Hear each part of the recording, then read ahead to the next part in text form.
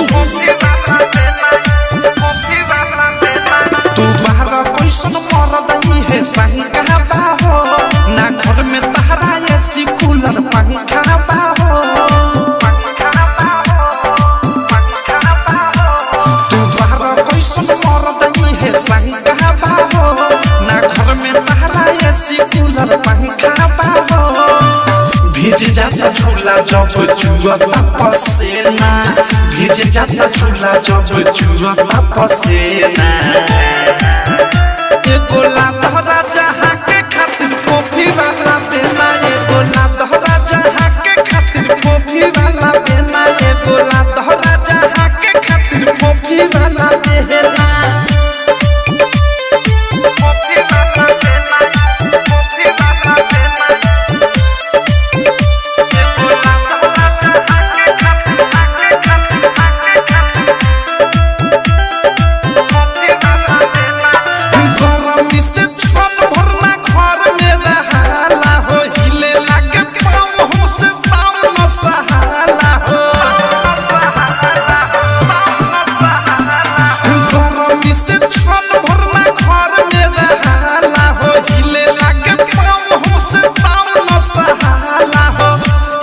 सट के हमसे मांगता रछेना, एही में सट के हमसे मांगता रछेना।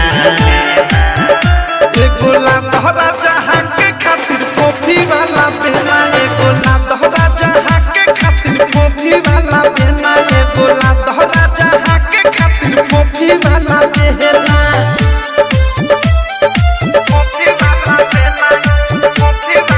डायमंड रिकॉर्डिंग स्टूडियो छावना। चौबले तू लइनो ना हम फेंके नाही दे हम हो टांगरी पटंगरी आज फेंके नाही दे हम हो।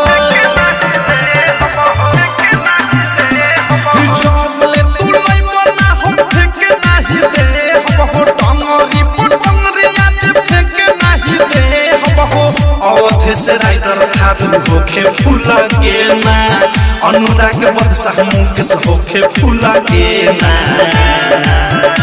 एगो लातहरा जहाँ के खातिर कॉफी वाला बेना, एगो लातहरा जहाँ के खातिर कॉफी वाला बेना, एगो लातहरा जहाँ के खातिर कॉफी वाला बेना। तू बाहर कैसन मरदई है संगा बाहो ना घर में तहरा एसी कूलर पंखा बाहो। भीज जाता झूला जब जुआता पसेना, भीज जाता झूला जब जुआता पसेना। एगो लातहरा जहाँ के खातिर कॉफी वाला बेना, एगो लातहरा जहाँ के खातिर कॉफी वाला बेना, एगो लातहरा जहाँ के खातिर कॉफी वाला बेना। आरसीएम म्यूजिक न्यू ऐप अभी डाउनलोड कीजिए हमारे गूगल प्ले स्टोर से और पाए भोजपुरी लोकगीतों का एक से बढ़कर एक ऑडियो वीडियो सॉन्ग बिल्कुल मुफ्त।